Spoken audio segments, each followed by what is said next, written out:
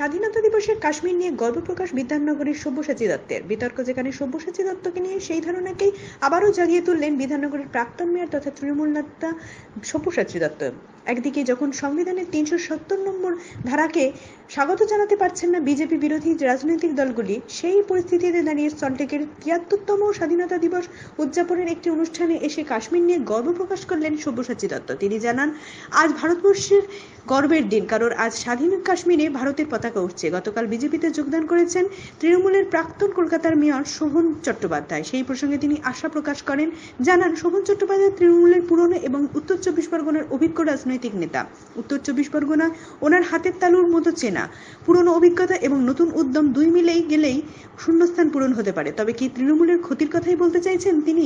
এই প্রশ্ন উঠতেই আসছে। তিনি সকালের বিমানেই দিল্লি যাচ্ছেন, অকপট স্বীকারোক্তি তৃণমূল বিধায়কের। তবে রাজনৈতিক কোনো উদ্দেশ্য নয়, বরং নিজের ব্যক্তিগত কাজে তিনি দিল্লির জন্য রওনা দেবেন বলে জানান সব্যসাচী দত্ত।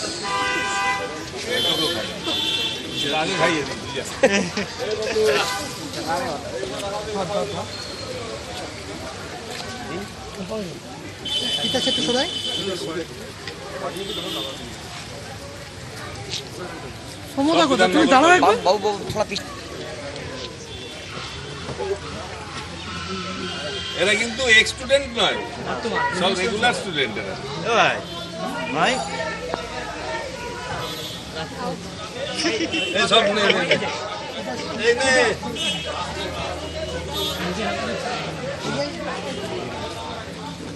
জায়গা আছে পড়া, এখানে কষ্ট করে এসেছি।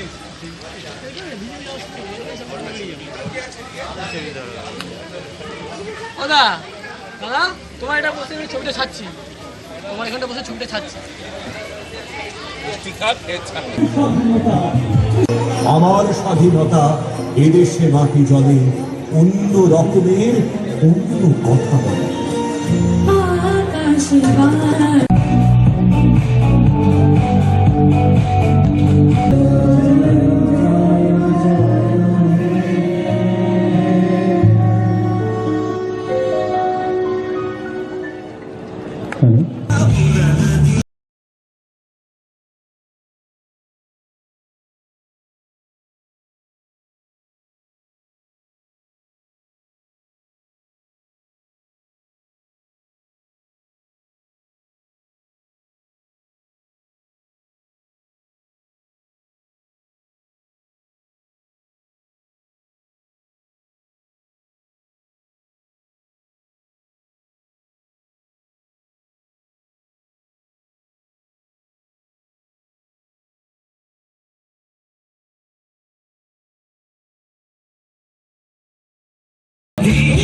ধর্মে ভাষায় এক হয়ে আজ সব।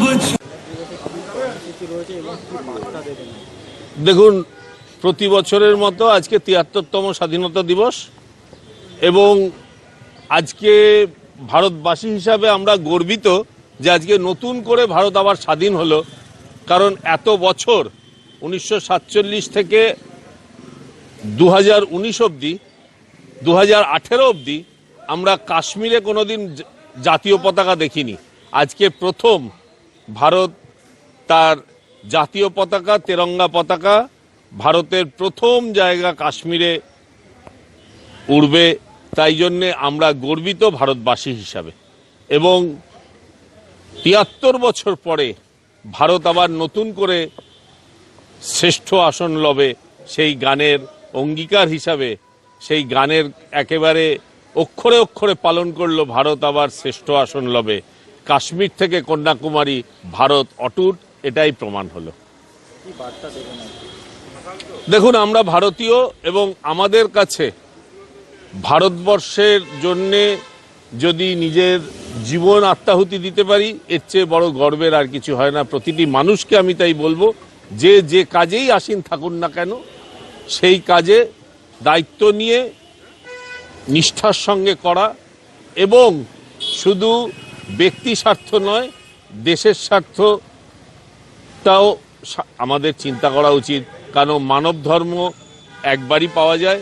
সেই জীবন দর্শনে যে কাজেই আসীন থাকুন, তিনি কিন্তু তার সেই কাজকে নিষ্ঠার সঙ্গে করলে দেশকে এগিয়ে নিয়ে যাওয়া যাবে। দাদা আরেকটা জিনিস সেটা হলো যে আপনি নিউ টাউনের বিধায়ক এবং দিদিকে বলো কর্মসূচিতে আপনাকে আজকে কোনো পলিটিক্যাল কথা বলবো না।